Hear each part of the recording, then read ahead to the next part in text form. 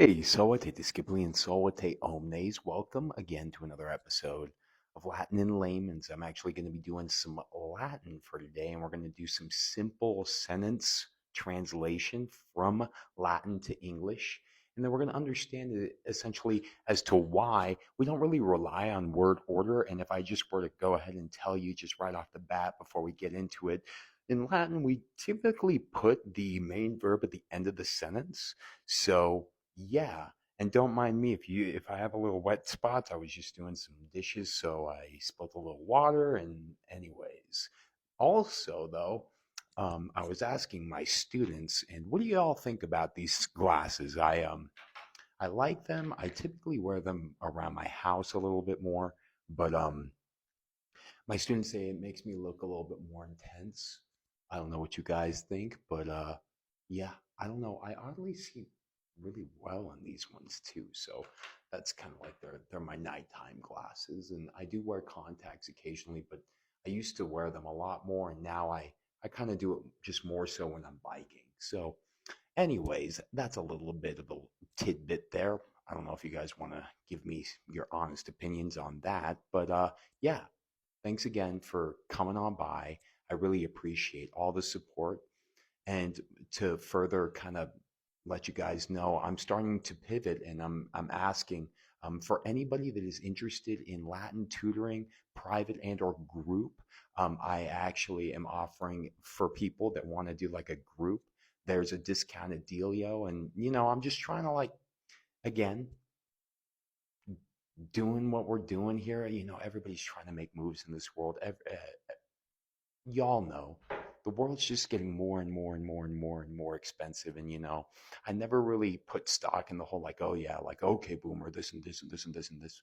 But like for real though, you guys, like I was just thinking about it the other day. It's like, how many of us are really going to have the opportunity to put a down payment on a house and all these other things in life that were touted to be so easy back in the day. Like I was reading about how somebody could work at a convenience store, they could have a family, they could have children, they could put a down payment on a house, and they could live a modest lifestyle working as in a gas station, just as a convenience store clerk or something like that. Like, can't really do that nowadays anymore. So, I'm just always trying to like move forward in any way, shape, or form. And like we always talk about here, sometimes moving forward is moving on a treadmill or feeling like you're on a treadmill. Maybe you're moving laterally, right? Maybe you're just kind of like doing some side steppage for now, but you're still moving forward. You got that motion, you got that momentum.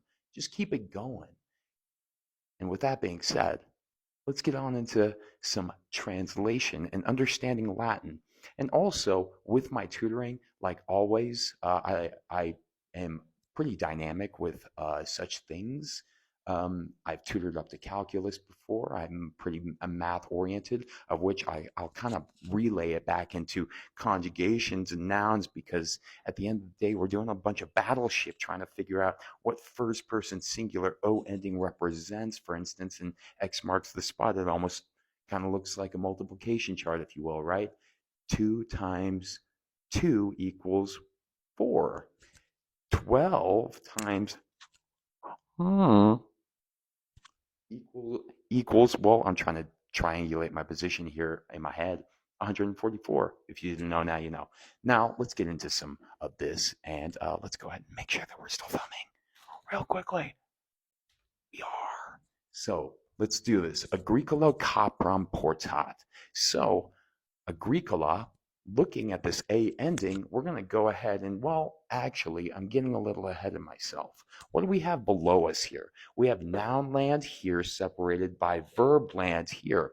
We decline nouns, we conjugate verbs. So I'm only going to be doing the cases nominative and accusative in Latin, but we have, remember, in my older video, nominative, genitive, dative, accusative, and ablative, all being fancy dancy words that really refer to simple things. And in this case, nominative, refers to a subject, singular plural I.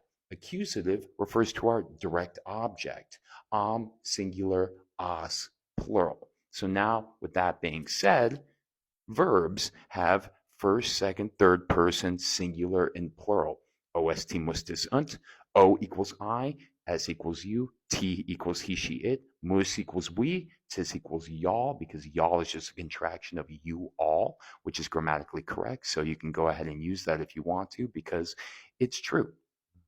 An NT, plural amount of he, she, its equals a they. So now with that being said, let's go right back on into Agricola, Capram, Portat. Well, if we're looking at Agricola and we're triangulating that A on this chart here, well, I'm only seeing an A in my nominative singular, aka my subject.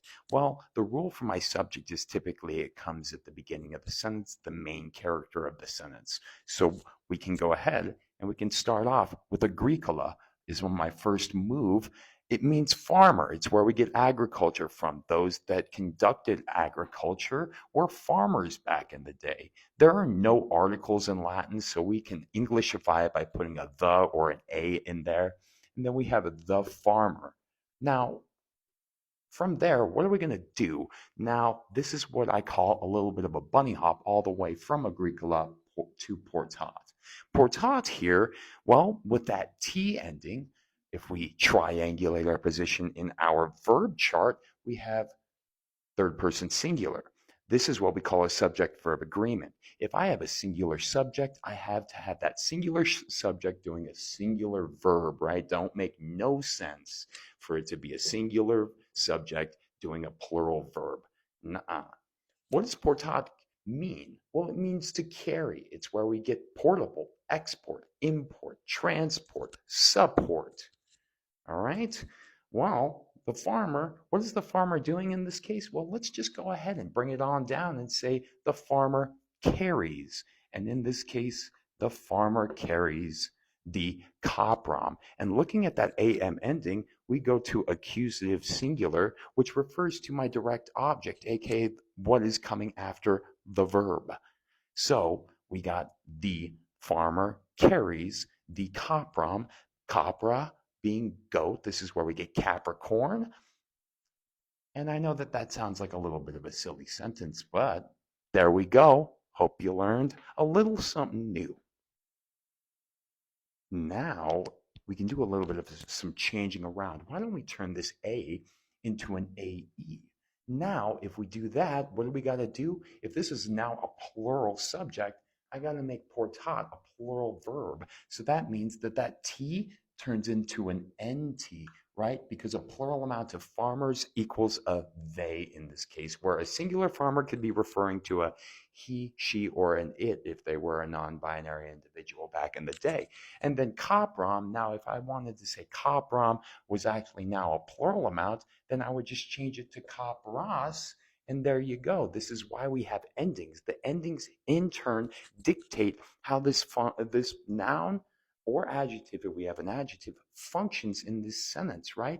I can just turn it singular, plural. It's already gendered as such with that feminine ending in the first declension. And I want to reiterate, or not reiterate, but touch on the fact that I have this A here kind of standing apart. A is the thematic vowel indicating the first conjugation. E with a long E, second conjugation. E with a short E, third conjugation, and then so on and so forth. I don't want to get too much in the reads, but now I got to change the English because if this is a Greek-lie, it is not farmer, it is now farmers. Now, kapras, well, that don't make no sense if it's just one goat, but it comes to the plural here, so I got to make this goats. Now, there's one thing. Read this aloud to yourself. The farmers carries goats. Oh, you know what? Why don't we go ahead and put a little article in there to Englishify it a little bit more, if you will, and why don't we go ahead and make that plural verb function such so that it actually makes a little sense and we don't sound like we're crazy and we don't know actual grammar. There you go. So as you can see, we just basically changed the entire thing. And now if I wanted to, which I'm not going to do in writing, but if I wanted to make it so that the goats are carrying the farmer, then in turn, I would turn this accusative direct object into a subject, nominative subject, aka I can make it AE. So then it would be koprai, and then a Greekolai would turn into either kopram or kopras, depending on if I wanted to make it a plural amount of farmers or